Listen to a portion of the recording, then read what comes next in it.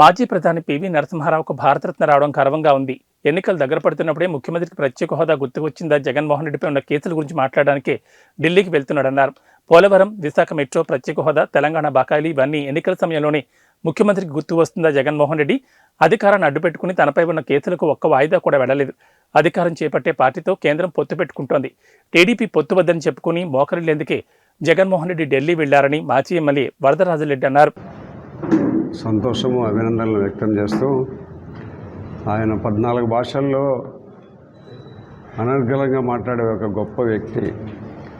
తెలుగువాడైన కారణంగా ఆయనకు ఎక్కడున్నా మనము స్వర్గంలో ఉన్న మనం ఆయన్ని అభినందిస్తూ వారి కుటుంబ సభ్యులందరికీ కూడా మనం అభినందనలు తెలియజేస్తున్నాం. అదే మాదిరిగా మన గౌరవ ముఖ్యమంత్రి గారు జగన్మోహన్ రెడ్డి గారు 4 సంవత్సరాల 10 నెలలు ఆయన ముఖ్యమంత్రిగా పదవీ కాలము చివరి దశలో ఇప్పుడు ప్రత్యేక హోదా గురించి ఆయనకు గుర్తొచ్చి మరి ఆయన నిన్న మొన్నటి దినం ఢిల్లీకి పోవడం జరిగింది. 4 సంవత్సరాల 10 నెలల కాలము చివరి అయిపోయిన సందర్భంగా ప్రత్యేక హోదా గురించి ఏదో పోయినప్పుడల్లా ప్రత్యేక హోదా గురించి మాట్లాడుతున్నాను, ఆర్థికంగా నిధులు తీసుకొని వచ్చేదానికి మాట్లాడుతున్నాను, లేదు తెలంగాణ వాళ్ళు మనకు కరెంటు డబ్బులు ఇవ్వాల్సింది దాని గురించి మాట్లాడుతున్నానని చెప్పిన ప్రతిసారి ఆయన మీద ఉండబడిన కేసుల గురించి మాట్లాడుకునేదానికి పోయినప్పుడల్లా సాకులు ఈ మాదిరిగా చెప్పేవాడు. ఇప్పుడు కూడా ఏదో తెలుగుదేశం పార్టీ, జనసేన పార్టీ వాళ్ళను అమిత్ షా గారు ఢిల్లీకి పిలిపించి మరి ఒక 2 నెలల్లో జరగబోయే అసెంబ్లీ ఎన్నికల్లో పొత్తుల గురించి చర్చించేదానికోసము మన ఆంధ్రప్రదేశ్ మాజీ ముఖ్యమంత్రి, తెలుగుదేశం పార్టీ అధ్యక్షుడు చంద్రబాబు నాయుడు గారిని పిలిపించిన దాని మీద మరి వాళ్ళేమన్నా పొత్తు కుదుర్చుకుంటున్నారేమో అనే ఒక ఆతృతతో ఈయన పరుగున ఢిల్లీకి పోవడం జరిగింది. మరి ఏదో ప్రాధేయపడి ప్రధానమంత్రి గారితో ఆయన ఇంటర్వ్యూ పార్లమెంట్లో ఫిక్స్ అయింది. మరి అదే మాదిరిగా అమిత్ షా అపాయింట్మెంట్ అడిగితే కూడా ఆయన అపాయింట్మెంట్ ఇవ్వలే. మరి ఏదో మళ్ళీ మన ఆంధ్రప్రదేశ్కి సంబంధించిన మన ఆర్థిక మంత్రి నిర్మలా సీతారామన్ గారితో మాట్లాడి వెనక్కు రావడం జరిగింది. బయటికి ఏం చెప్తున్నాడంటే ఆయన, నేను పోలవరం గురించి త్వరగా పూర్తి చేయాలని అడిగేదానికి పోయినాను, తెలంగాణకు మనము బకాయిలు ఇప్పించమని అడిగేదానికి పోయినాను అనేది ఒకటి, మరి విశాఖ రైల్వే లైన్ను త్వరగా ఇవ్వమని చెప్పేదానికి పోయినాను అడిగి, రైల్వే లైన్ మన విశాఖపట్నంలో రైల్వే లైన్కు స్థలం అడిగినాము, మేము స్థలం ఇవ్వడం లేదని రైల్వే మంత్రి పార్లమెంట్లోనే చెప్తున్నాడు. దానికి విజయవాడన రైల్వే లైన్కు 53 ఎకరాల స్థలం ఇవ్వమని చెప్పి అడిగేది నాకు కరెక్ట్గా గుర్తులేదు అది.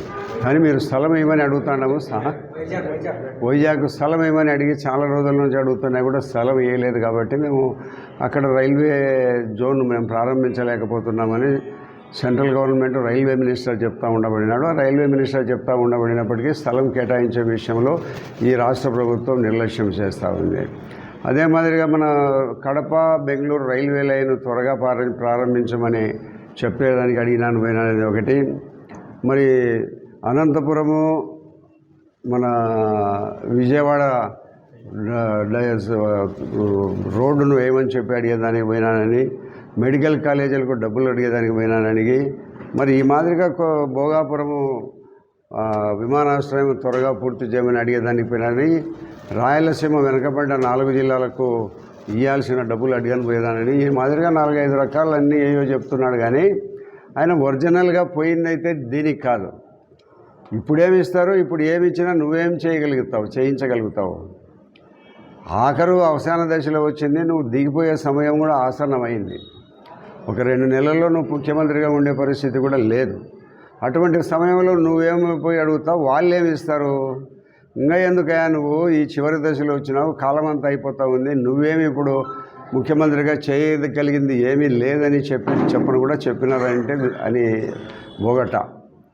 కాబట్టి చేయాల్సిన కాలమంతా చేయకుండా పోయి నీకు దాదాపు ఒక 5 సంవత్సరాల కాలంలో నీ మీద ఉండబడిన కేసులన్నీ ఒక్క వాయిదాకు కూడా పోకుండా ప్రధానమంత్రిని కేంద్ర ప్రభుత్వాన్ని అధికారాన్ని నువ్వు అడ్డు పెట్టుకొని ఒక్క వాయిదాకు కూడా పోకుండా నువ్వు వాయిదాలు వేసుకుంటూ నువ్వు కేసులకు అటెండ్ కావడంలే.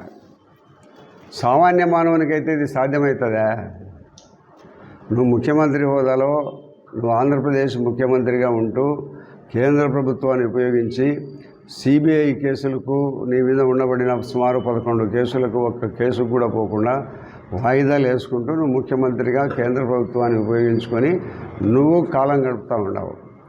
ఇప్పుడు నీకేమైంది, వచ్చింది ఇబ్బంది, నువ్వు ఇబ్బందులో పడబోతున్నావు అనే సంగతి తెలుసుకొని నీకు ఆంధ్రప్రదేశ్లో నీ ప్రభుత్వం పడిపోతూ ఉంది కాబట్టి కేంద్ర ప్రభుత్వము ఈ తెలుగుదేశం పార్టీ జనసేన పార్టీకి సంబంధించిన ప్రభుత్వం ఆంధ్రప్రదేశ్లో రాబోతుంది కాబట్టి ఇక్కడ నీ ప్రభుత్వం కూలిపోతుంది అనే ఉద్దేశంతో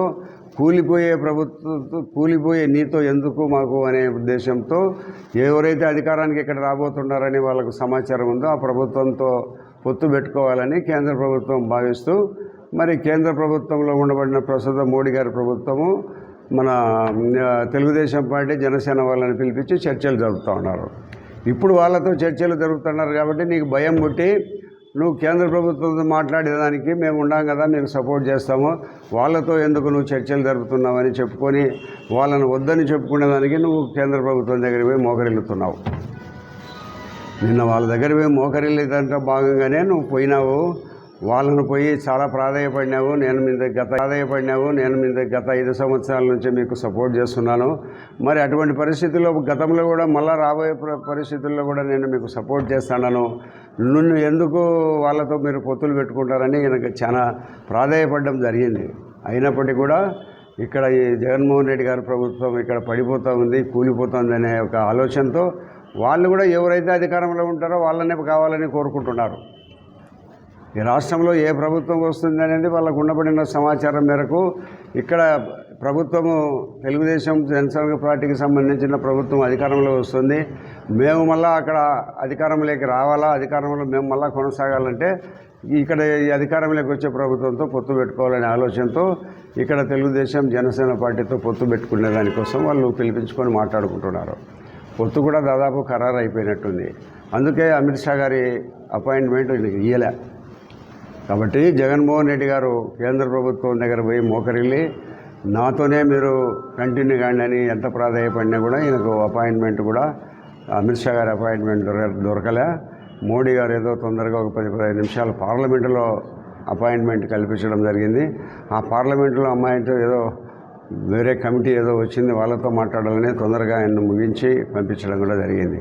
కాబట్టి జగన్మోహన్ రెడ్డి గారు ప్రజలు కూడా ఇప్పుడు పరిస్థితుల్లో గతంలో ఉండబడిన ఎన్నోసార్లు నీ కేసుల కోసం పోయి ప్రధానమంత్రిని అమిత్ షాను కలిసి వచ్చి గంటల తరబడి మాట్లాడుతూ వచ్చిన సమయంలో ప్రత్యేక హోదా కానీ, పోలవరం కానీ, రైల్వే లైన్లు కానీ, వైజాగ్